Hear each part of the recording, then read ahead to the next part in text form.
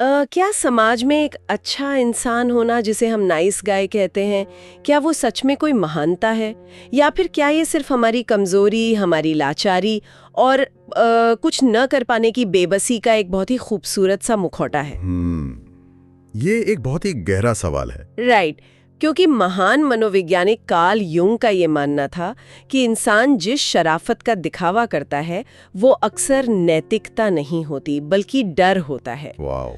तो आज के इस गहराई से किए गए विश्लेषण में इस डीप हम मानव मनोविज्ञान के उस डार्क साइड में उतरने वाले हैं जिसे हम सबसे ज्यादा छुपाते हैं। बिल्कुल।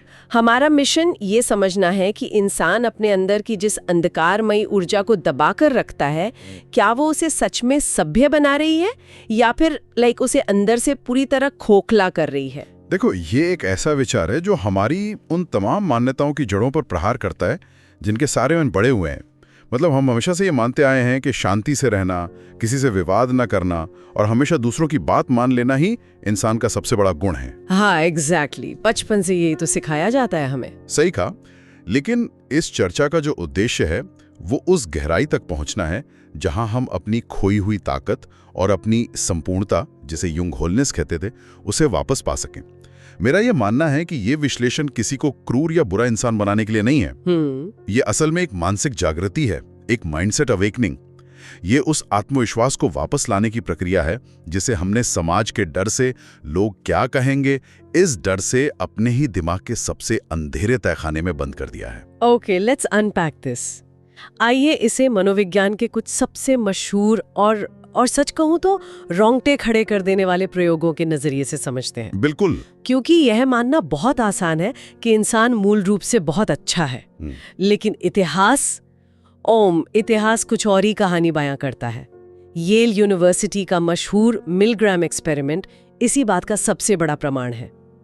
मिलग्राम एक्सपेरिमेंट मनोविज्ञान के इतिहास का सबसे डरावना प्रयोग। और उनसे कहा गया कि वे एक मशीन के जरिए दूसरे कमरे में बैठे एक अजनबी को इलेक्ट्रिक शॉक दें। और जैसे जैसे शॉक का लेवल बढ़ता था, दूसरे कमरे से दर्द भरी चीखें आने लगती थीं। हाँ। और उस प्रयोग के जो नतीजे सामने आए उसने मनोविज्ञान की दुनिया को हमेशा के लिए बदल कर रख दिया।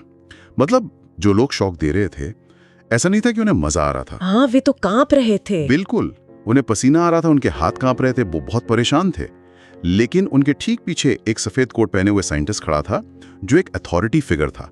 जब भी कोई इंसान शॉक देने से हिचकिचाता तो वो साइंटिस्ट बेहद शांत आवाज में कहता, प्रयोग के लिए आपका यह करना बहुत जरूरी है, कृपया जारी रखें। Oh wow. और नतीजा क्या हुआ? 65% लोगों ने, ध्यान दीजिएगा, 65% आम लोगों ने शॉक का लेवल इतना बढ़ा दिया जो किसी इंसान की जान लेने के लिए काफी था। 65%। यार, ये बहुत बड़ा नंबर है। और सबसे बड़ी बात यह है कि ये लोग कोई क्रिमिनल या सीरियल किलर नहीं थे। ये वही लोग थे जिन्हें समाज अच्छा इंसान कहता है। एग्जैक्टली। मतलब ये वो लोग थे जिन्हें किसी अथॉरिटी के सामने या किसी अधिकारी के सामने अपनी बात रखने या ना बोलने की हिम्मत नहीं थी। अगर मैं इसे एक उदाहरण से समझाऊं तो ये बिल्कुल एक ऐसे पालतू कुत्ते की तरह है जो गली से गुजरने वाले किसी अजनबी को इसलिए नहीं काटता क्योंकि उसमें कोई महान नैतिकता है। बहुत सही उदाहरण है ये। राइट। वो सिर्फ इसलिए शांत है क्योंकि उसके गले में एक मजबूत पट्टा बंधा हुआ है और वो पट्टा किसी और के हाथ में है। ये तुलना बहुत सटीक है। मतलब ये हमें ये सोचने पर मजबूर करती है कि जब किसी इंसान के पास कुछ बुरा करने की ताकत ही ना हो तो क्या उसे अच्छा कहा जा सकता है? बिल्कुल नहीं। और इस बात को और गहराई से समझने के लिए हमें फिलिप जिम्बार्डो के स्टैनफोर्ड प्रिजन एक्सपेरिमेंट को देखना होगा। 1971 में हुए इस प्रयोग में 24 बेहद शरीफ और आम कॉलेज के लड़कों को चुना गया। हाँ, मैंने इसके बारे में पढ़ा है। आधों को एक नकली जेल में गार्ड बनाया गया और आधों को कैदी। इस प्रयोग को 2 हफ्ते तक चलना था, लेकिन सिर्फ 6 दिन के अंदर ही इसे रोकना पड़ा। और वो क्यों रोकना पड़ा? क्योंकि वो लड़के जो बहुत ही शांति प्रिय और अच्छे माने जाते थे, जैसे ही उन्हें गार्ड की वर्दी और थोड़ी सी ताकत मिली, वे सचमुच के खूंखार जानवरों में बदल गए। एकदम सही। उन्होंने कैदियों को मानसिक और शारीरिक रूप से बुरी तरह टॉर्चर करना शुरू कर दिया था। इसके पीछे का जो तंत्र है, जो मैकेनिज्म है, वो बहुत ही डरावना है। इसे मनोविज्ञान में डी इंडिविजुएशन कहते हैं। मतलब जब इंसान को एक वर्दी मिल जाती है या जब वो किसी ऐसे सिस्टम का हिस्सा बन जाता है जो उसे ताकत देता है, तो उसकी व्यक्तिगत पहचान और उसकी व्यक्तिगत नैतिकता दोनों अचानक से गायब हो जाती हैं। ये तो बहुत खौफनाक है। और इसी से जुड़ा हुआ एक और भयानक सच है, द बाईस्टैंडर इफेक्ट। 1964 में न्यूयॉर्क में किटी जेनोविस नाम की महिला का जो मर्डर हुआ था, तो दर्जनों लोगों ने अपनी खिड़कियों से उस घटना को देखा। हाँ, और उसकी चीखें भी सुनी। बिल्कुल, लेकिन किसी एक इंसान ने पुलिस को फोन तक नहीं किया, क्योंकि जब इंसान एक भीड़ का हिस्सा बनता है तो वो सोचता है कि कोई और जिम्मेदारी ले लेगा। दार्शनिक हन्ना आरेंट ने इसे द बेनालिटी ऑफ ईविल यानी बुराई की सामान्यता कहा था। व्हाट्स फैसिनेटिंग हियर इज कि बुराई अक्सर किसी बड़े सींग वाले राक्षस की तरह नहीं दिखती। बुराई उन साधारण आज्ञाकारी कर्मचारियों की तरह दिखती है जो सवाल पूछना बंद कर देते हैं और बस आदेश मानते हैं। ये सच में मतलब अंदर तक झकझोर देने वाला है।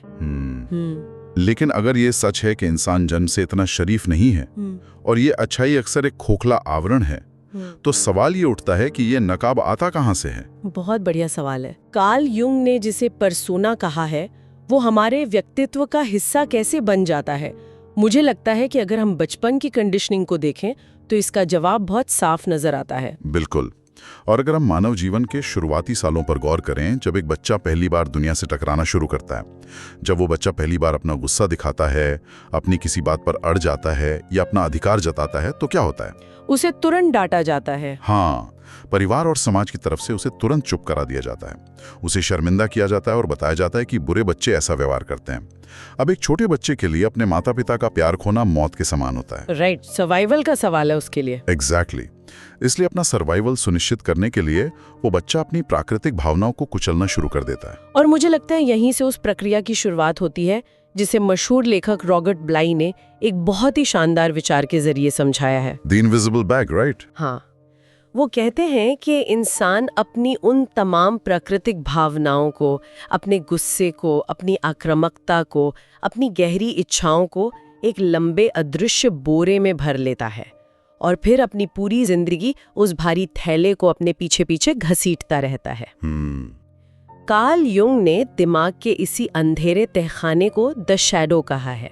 अगर मैं इसे अपनी भाषा में कहूँ तो ये बिल्कुल घर के उस एक्स्ट्रा कमरे की तरह है जहां हम घर का सारा कबाड़ और गंदगी ठूसते जाते हैं ताकि बाहर हॉल में बैठे मेहमानों को हमारा घर एकदम साफ और सुंदर दिखे। बहुत ही सटीक एनालॉजी है ये। लेकिन हमें हमेशा डर रहता है कि कहीं कोई उस कमरे का दरवाजा ना खोल दे या एक दिन वो दरवाजा अंदर के दबाव से खुद ही ना टूट जाए। और यहाँ सबसे महत्वपूर्ण बात ये है कि उस कमरे में या उस अदृश्य थैले में सिर्फ बुराई या कबाड़ नहीं है। जब इंसान अपनी शैडो को दबाता है तो वो अनजाने में अपनी सबसे बड़ी ताकतों को भी उसी अंधेरे में धकेल देता है। अच्छा, ताकतों को कैसे? देखो, उस थैले में सिर्फ गुस्सा नहीं है, उसमें इंसान की असली रचनात्मकता भी है। उसमें सिर्फ आक्रामकता नहीं है, उसमें जीवन के प्रति गहरा पैशन है, उसमें इंसान का असली आत्मविश्वास है। ओह वाह, ये तो मैंने सोचा ही नहीं था। जब कोई व्यक्ति समाज के डर से इस ऊर्जा को पूरी तरह कुचल देता है तो वो सभ्य नहीं बनता, वो शक्तिहीन हो जाता है। उसकी आंखों की वो चमक गायब हो जाती है, उसकी आवाज का वो वजन खत्म हो जाता है जो दूसरों को उसकी बात सुनने पर मजबूर करता है। वो इंसान बस एक आज्ञाकारी मशीन बनकर रह जाता है। और ये ऊर्जा इतनी आसानी से खत्म भी तो नहीं होती है ना। भौतिक विज्ञान का नियम ही है कि ऊर्जा को नष्ट नहीं किया जा सकता, उसका सिर्फ रूप बदला जा सकता है। बिल्कुल। तो जब इंसान इस गहरी ऊर्जा को दबा देता है तो वो हमेशा के लिए गायब नहीं होती, वो बाहर आने का कोई ना कोई रास्ता ढूंढ ही लेती है। और जब ये शैडो बाहर निकलती है तो ये बहुत ही विकृत, जहरीला और घुमावदार रूप ले लेती है। व्यक्त नहीं कर पाता तो उसका दिमाग उस ऊर्जा को पैसिव अग्रेसिव व्यवहार में बदल देता है। जैसे ऑफिस का वो उदाहरण ले लीजिए, किसी बॉस ने मीटिंग में सबके सामने एक कर्मचारी की बेइज्जती कर दी। वो कर्मचारी मुस्कुराकर कहता है, कोई बात नहीं सर, मैं आगे से ध्यान रखूंगा। लेकिन उसी रात बिस्तर पर लेटकर वो इंसान अपने दिमाग में 50 बार उस सीन को दोहराता है। हाँ, फैंटेसी बनाता है। बिल्कुल, वो ख्यालों में फैंटेसी बनाता है कि उसने पलटकर बॉस को गाली दी है, उसकी कॉलर पकड़ी है और टेबल पर अपना इस्तीफा पटक दिया है। बिल्कुल। वो जो बदला लेने की गहरी इच्छा उसके दिमाग में चीख रही है, वो उसकी दबी हुई शैडो ही तो है। सही कहा। या फिर हम समाज में उन लोगों को देखते हैं जो दिन भर महान आदर्शों की बातें करते हैं, नैतिकता का बहुत बड़ा झंडा लेकर चलते हैं, लेकिन अकेले बंद कमरे में वे बिल्कुल विपरीत और डार्क चीजें देखते हैं। हिपोक्रेसी। हिपोक्रेसी, हाँ, लेकिन ये कोई साधारण दोगलापन नहीं है। ये उनकी दबी हुई शैडो है जो एक बहुत ही विकृत रूप में बाहर आ रही है। सीधे तार पर किसी की बात पर ना बोल पाना, सामने से अपनी बात ना रख पाना और फिर पीठ पीछे उसी इंसान की बुराई करना। या किसी बात पर नाराज होने पर खुलकर बात करने के बजाय साइलेंट ट्रीटमेंट देना, हफ्तों तक सामने वाले से बात ना करके उसे मानसिक रूप से तड़पाना। एग्जैक्टली, ये सब उसी शैडो के लक्षण हैं। Here's where it gets really interesting. तो क्या इस घुमावदार और जहरीले व्यवहार को हम शराफत कह सकते हैं? मेरे हिसाब से तो बिल्कुल नहीं। ये तो स्पष्ट रूप से कायरता है। अगर हम इवोल्यूशनरी साइकोलॉजी यानी विकासवादी मनोविज्ञान की गहराई में जाएं, तो एक बहुत कड़वा सच सामने आता है। मानव इतिहास के पिछले 3 लाख सालों पर गौर करें। हमारे पूर्वजों ने सिर्फ शांति और प्रार्थनाओं के दम पर जंगलों में अपना अस्तित्व नहीं बचाया था। उन्होंने आक्रामकता, ताकत और प्रतियोगिता के दम पर सरवाइव किया था। राइट। ये शैडो, ये गुस्सा और ये डोमिनेंस इंसान का सबसे प्राचीन सर्वाइवल सॉफ्टवेयर है। जो इंसान लड़ना नहीं जानता था, वो अपने कबीले और अपने परिवार को बचा नहीं सकता था। अगर आज कोई इंसान अपने इस प्राकृतिक तंत्र को पूरी तरह मार देगा, तो वो असल जिंदगी की चुनौतियों से अपनी रक्षा कैसे करेगा? यार, ये नजरिया तो सच में सोचने पर मजबूर कर देता है। लेकिन बात सिर्फ हमारे अंदर की घुटन तक सीमित नहीं है। ये शैडो हमारी दुनिया को देखने के लेंस को ही पूरी तरह बदल देती है। बिल्कुल। कार्ल यूंग का एक बड़ा ही दिलचस्प सिद्धांत है, जैसे शैडो प्रोजेक्शन गेम कहा जाता है, और रॉबर्ट ग्रीन ने भी अपनी किताब the laws of human nature में इसका जिक्र किया है। हाँ, बहुत ही महत्वपूर्ण सिद्धांत है ये सिद्धांत कहता है कि जिस इंसान की बातें हमें सबसे ज्यादा चुभती हैं, जिससे हमें बिना किसी ठोस वजह के सबसे ज्यादा चिढ़ मचती है, वो दरअसल हमारी अपनी छुपी हुई सच्चाई का आईना होता है। यह मनोविज्ञान के सबसे मुश्किल लेकिन सबसे असरदार सिद्धांतों में से एक है। प्रोजेक्शन का मतलब है कि इंसान अपने अंदर की उन कमियों या दबी हुई इच्छाओं को एक मूवी प्रोजेक्टर की तरह सामने वाले इंसान पर डाल देता है और फिर उस सामने वाले इंसान से नफरत करने लगता है। वेट, एक सेकंड, ये बात पूरी तरह से पच नहीं रही। मुझे यहाँ थोड़ा संदेह है। बताइए, क्या संदेह है? मान लीजिए मुझे किसी ऐसे राजनेता या किसी ऐसे इंसान पर बहुत गुस्सा आता है जो बहुत ही चालू है, भ्रष्ट है, जो अपने फायदे के लिए नियमों को तोड़ता है और लोगों का इस्तेमाल करता है। तो क्या इस सिद्धांत का मतलब ये है कि मैं खुद अंदर से भ्रष्ट बनना चाहती हूँ? मतलब मैं तो अपनी ईमानदारी को अपनी सबसे बड़ी ताकत मानती हूँ ना। This raises an important question, और इसका जवाब थोड़ा असहज करने वाला है। देखिए, आपको उस इंसान के अपराध या उसके भ्रष्टाचार से उतनी चिढ़ नहीं है जितनी आपको उसकी उस हिम्मत से चिढ़ है जो उसके पास है और आपके पास नहीं है। मतलब मैं उसकी हिम्मत से जलती हूँ? एक तरह से हाँ। वो इंसान बिना किसी डर, बिना किसी गिल्ट या बिना किसी शर्मिंदगी के दुनिया से अपना हिस्सा छीन रहा है। उसने खुद को नियमों से आजाद कर लिया है। और जो इंसान ईमानदारी का भारी झंडा उठाकर पीछे छूट गया है, वो अनजाने में उस आजादी से ईर्ष्या करता है। Oh my God. उसे खुद पर गुस्सा है कि वो वैसी हिम्मत क्यों नहीं जुटा पा रहा। आप भ्रष्ट नहीं बनना चाहते, लेकिन आप उस बेखौफ रवैये को पाना चाहते हैं। ये तो बहुत डीप है। इसी तरह अगर किसी को किसी घमंडी इंसान से बहुत नफरत है, तो अक्सर उसे अपने अंदर के उस दबे हुए हिस्से से नफरत होती है जो दुनिया की अटेंशन चाहता है, जो खुद को खास महसूस करना चाहता है। लेकिन उसने खुद को विनम्र दिखने की इतनी सख्त कंडीशनिंग कर ली है कि वो उसे बाहर नहीं आने देता। ये तो बिल्कुल वैसा ही हुआ कि अगर कोई इंसान दिन भर चिल करता है, आराम करता है, और मुझे उसे देखकर इरिटेशन होती है कि ये कितना आलसी है, कुछ करता क्यों नहीं, तो इसका असल मतलब ये है कि मैं खुद काम के बोझ तले दबी हुई हूँ और मुझे खुद को आराम देने में गिल्ट महसूस होता है। बिल्कुल सही पकड़ा आपने। हमारे दुश्मन या वो लोग जो हमें सबसे ज्यादा ट्रिगर करते हैं, वो हमारे सबसे साफ आईने होते हैं। वो हमारी उस परछाई को दिखाते हैं जिससे हम खुद में स्वीकार करने से इनकार कर चुके हैं। ये सच में एक माइंडसेट अवेकनिंग वाला विचार है। तो अगर ये अंधकारमयी ऊर्जा, ये शैडो इतनी खतरनाक और शक्तिशाली है, तो दुनिया के जो सबसे सफल लोग हैं वो इसे कैसे संभालते हैं? क्या वो अपनी इस शैडो को दबा कर रखते हैं? मनोविज्ञान की रिसर्च इसका बहुत स्पष्ट जवाब देती है। दुनिया के जो टॉप 1% सीईओज हैं, जो इलीट एथलीट्स हैं या जो बिलियनेयर्स हैं, उनमें डार्क ट्रायड के लक्षण एक आम इंसान से कहीं ज्यादा पाए जाते हैं। डार्क ट्रायड मतलब वो 3 खतरनाक पर्सनैलिटी ट्रेट्स? हाँ, नार्सिसिज्म यानी खुद से अत्यधिक प्रेम, मैकवेलियनिज्म यानी दूसरों का फायदा उठाने की कला, और साइकोपैथी यानी संवेदना या दया की कमी। वाओ, तो ये सब सफल लोगों में होता है? जी, लेकिन एक अपराधी और इन सफल लोगों में एक बहुत बड़ा फर्क होता है। एक अपराधी इन प्रवृत्तियों का गुलाम होता है, वो अपनी आक्रामकता पर नियंत्रण नहीं रख पाता, लेकिन ये बेहद सफल लोग अपनी इस डार्क एनर्जी के मास्टर होते हैं। वे इसे एक लेजर बीम की तरह अपने लक्ष्यों पर फोकस करते हैं। इसे थोड़ा और गहराई से समझते हैं। मतलब एक सीईओ साइकोपैथी का कंस्ट्रक्टिव इस्तेमाल कैसे करता है? मान लीजिए किसी कंपनी को डूबने से बचाने के लिए एक सीईओ को 500 लोगों को नौकरी से निकालना है। एक अति संवेदनशील और अच्छा इंसान इस फैसले को लेने में कांप जाएगा। हाँ, उसे बहुत बुरा लगेगा। वो अपराध बोझ से भर जाएगा और शायद इस वजह से पूरी कंपनी ही डूब जाए। लेकिन वो लीडर जिसने अपनी शैडो को अपना लिया है, वो अपनी संवेदना को कुछ देर के लिए बंद कर सकता है।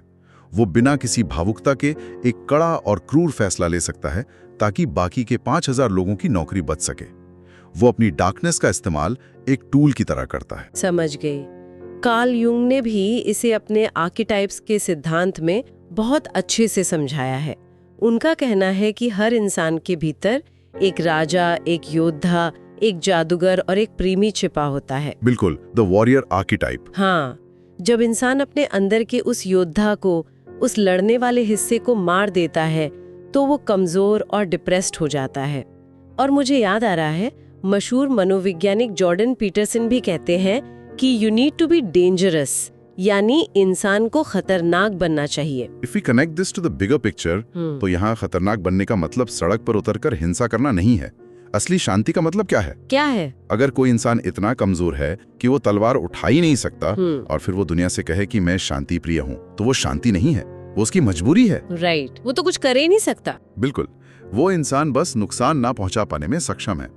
असली पावर और असली शांति तब आती है जब किसी इंसान के अंदर इतनी ताकत और क्षमता हो कि वो एक झटके में सामने वाले को तबाह कर सकता है, लेकिन फिर भी वो अपनी तलवार को अपनी म्यान में रखकर खुद पर पूरा नियंत्रण रखकर मुस्कुराए। ये है असली संपूर्णता। उस नियंत्रण और उस छिपे हुए अंधकार को समझने के लिए एक बहुत ही डरावना थॉट एक्सपेरिमेंट किया जा सकता है। अच्छा, कौन सा? जरा सोचिए, अगर कल सुबह दुनिया के सारे कानून खत्म हो जाएं, कोई पुलिस नहीं, कोई अदालत नहीं, कोई सजा का डर नहीं, अगले 24 घंटे के लिए हर इंसान कुछ भी करने के लिए पूरी तरह आजाद है, तो दिमाग में सबसे पहला ख्याल क्या आएगा? बहुत ही डरावना सवाल है ना? जो भी वो डरावना, हिंसक या स्वार्थी ख्याल उस पल मन में आता है, वही हमारी असली शैडो है। और इंसान जितना उस ख्याल को अच्छा इंसान बनकर दबाने की कोशिश करेगा, वो अनजाने में अपने अवचेतन मन के स्तर पर अपनी जिंदगी को उतना ही बर्बाद करेगा। जैसे प्रोक्रास्टिनेशन। हाँ, काम को टालने की आदत, बुरी लत, खुद को ही नुकसान पहुंचाने वाला व्यवहार, ये सब उसी दबी हुई शैडो का विद्रोह है। वो शैडो अंदर से चीख रही है कि मुझे बाहर निकालो। So, what does this all mean? तो अब सबसे बड़ा सवाल ये आता है कि अगर ये शैडो हमारे अंदर है और इसे दबाना इतना नुकसानदायक है, तो इस राक्षस को अपना दोस्त कैसे बनाया जाए, इसे एक हथियार की तरह कैसे इस्तेमाल किया जाए? मनोविज्ञान में इसे शैडो वर्क कहा जाता है और इसे जीवन में उतारने के लिए 3 बहुत ही व्यावहारिक कदम है। ओके, पहला कदम क्या है? पहला कदम है गटर जर्नलिंग। ये एक ऐसी डायरी लिखने की प्रक्रिया है जिसे कोई और कभी नहीं पढ़ेगा। जब भी आपको बहुत ज्यादा गुस्सा आए या किसी से बहुत ईर्ष्या हो, तो उसे छुपाने के बजाय कागज पर बिना किसी फिल्टर के लिख डालें। वो सारे डार्क, हिंसक और स्वार्थी ख्याल। खुद को जज न करें। ऐसा करने के पीछे का विज्ञान क्या है? मतलब ये काम कैसे करता है? देखो, जब इंसान अपने डरावने ख्यालों को सिर्फ दिमाग में रखता है, तो वे ख्याल अमिगडाला में घूमते रहते हैं, जो दिमाग का इमोशनल सेंटर है। लेकिन जब इंसान उन्हें शब्दों में बदलकर कागज पर लिखता है, तो दिमाग का लॉजिकल हिस्सा एक्टिव हो जाता है। अच्छा, तो वो बाहर आ जाते हैं? बिल्कुल, वो ऊर्जा शरीर से बाहर निकलकर कागज पर आ जाती है, और जब वो सारा जहर कागज पर उतर जाए, तो उस कागज को जला दें। इससे दिमाग को एक सिग्नल मिलता है कि उस भावना को प्रोसेस कर लिया गया है। ये बहुत ही पावरफुल तरीका है। दूसरा कदम क्या है? दूसरा कदम थोड़ा मुश्किल लगता है। बुरा बनना शुरू करें। बुरा बनना शुरू करें। अब इसका मतलब ये तो नहीं है कि इंसान अचानक से क्रिमिनल बन जाए? हाँ, बिल्कुल नहीं। यहाँ बुरा बनने का मतलब है अग्रीएबलनेस को खत्म करना। मतलब अपनी उस आदत को खत्म करना जिसमें इंसान हर बात पर सिर्फ दूसरों को खुश करने के लिए हाँ कहता है। इसका मतलब है आंखों में देखकर स्पष्ट ना बोलना, अपनी बाउंड्री सेट करना और किसी भी विवाद या टकराव से न डरना। लेकिन यहाँ एक बहुत बड़ी व्यवहारिक समस्या आती है। जब कोई व्यक्ति बरसों से अच्छा इंसान बना हुआ है और वो अचानक से अपनी बाउंड्री बनाना शुरू करता है या खुद को प्राथमिकता देता है, तो शुरुआत में उसे बहुत ज्यादा गिल्ट या अपराध बोध महसूस होता है। हाँ, गिल्ट तो आता है। ऐसा लगता है जैसे वो कुछ बहुत गलत कर रहा है। उस गिल्ट का क्या किया जाए? वो गिल्ट दरअसल मानसिक आजादी की कीमत है। जब कोई सालों पुरानी जंजीरें तोड़ता है तो दर्द तो होता ही है। वो गिल्ट इस बात का सबूत है कि इंसान अपनी पुरानी कंडीशनिंग के खिलाफ जा रहा है। राइट। उस गिल्ट को महसूस होने देना चाहिए, उससे भागना नहीं चाहिए, क्योंकि कुछ समय बाद वो गिल्ट आत्मविश्वास में बदल जाएगा। इंसान अपनी उस ऊर्जा को वापस पा रहा होता है जिसे उसने दूसरों को खुश करने के लिए दांव पर लगा दिया था। और शायद इसी ऊर्जा को एक सही दिशा देने के लिए तीसरा कदम बहुत जरूरी हो जाता है, कंट्रोल्ड डेंजर। बिल्कुल। अपनी इस आक्रामक शैडो को, इस प्राचीन सर्वाइवल ऊर्जा को एक सुरक्षित आउटलेट देना बहुत जरूरी है। शारीरिक मेहनत से बेहतर इसके लिए कुछ नहीं है।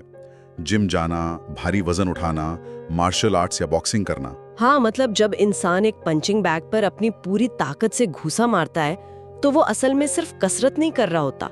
वो अपनी दबी हुई हिंसा को, अपने उस सदियों पुराने सॉफ्टवेयर को एक सही दिशा दे रहा होता है। एग्जैक्टली। वो अपने शरीर को एक हथियार और अपने दिमाग को उस हथियार का मालिक बना रहा होता है। कार्ल यूंग का एक बहुत ही गहरा विचार है जो इस पूरी चर्चा का सार है। जो पेड़ स्वर्ग की ऊंचाइयों को छूना चाहता है, उसकी जड़ें नर्क तक गहरी होनी चाहिए। जीवन का अंतिम लक्ष्य कोई परफेक्शन हासिल करना या एक पवित्र संत बनना नहीं है। जीवन का लक्ष्य होना चाहिए संपूर्णता हासिल करना। यूंग कहते थे, मैं अच्छा होने के बजाय संपूर्ण होना पसंद करूंगा। तो अगर हम आज के इस पूरे विश्लेषण को समेटें तो निष्कर्ष बड़ा साफ है। शराफत का नकाब पहनना और अपनी ही परछाई से भागते रहना इंसान को सुरक्षित नहीं बनाता, बल्कि उसे और भी ज्यादा कमजोर और खोखला कर देता है। बिल्कुल सही। असली ताकत इस बात को स्वीकार करने में है कि हमारे अंदर अंधकार भी है और उजाला भी। हम दयालु हो सकते हैं, लेकिन जरूरत पड़ने पर क्रूर होने की क्षमता भी रखते हैं। मेरी सबसे यही गुजारिश है कि अगली बार जब किसी बात पे अंदर से ना बोलने की इच्छा हो और हालात आपको एक अच्छा इंसान बनने पर मजबूर करें, तो अपने अंदर के उस खतरनाक और शक्तिशाली हिस्से को जरूर याद कीजिएगा। उसे पिंजरे में घुटने मत दीजिए, बल्कि उसे सही दिशा में बाहर आने दीजिए। अंत में एक ऐसा विचार जो शायद हम सबको काफी देर तक सोचने पर मजबूर कर दे। सोचिए, मानव इतिहास की सबसे बड़ी त्रासदियां, सबसे बड़े नरसंहार शायद उन गिने चुने क्रूर और बुरे लोगों की वजह से नहीं हुए जिन्होंने अपनी डार्कनेस को खुलेआम अपना लिया था, बल्कि वो इसलिए हुए क्योंकि उन करोड़ों अच्छे और शरीफ लोगों ने अपनी डार्क ऊर्जा, अपनी आक्रामकता और अपनी ताकत को इतनी गहराई में दफन कर दिया था कि जब किसी अत्याचारी को सामने खड़ा होकर रोकने का वक्त आया तो इनमें लड़ने की हिम्मत ही नहीं बची। ये सच में झकझोर देने वाला विचार है। तो क्या इस दुनिया की सबसे बड़ी बुराई असल में हमारी अपनी दबी हुई शराकत है? क्या वो पट्टा जो हमने खुद अपने गले में बांध रखा है, वही इंसानियत की सबसे बड़ी कमजोरी है? इस पर जरूर सोचिएगा।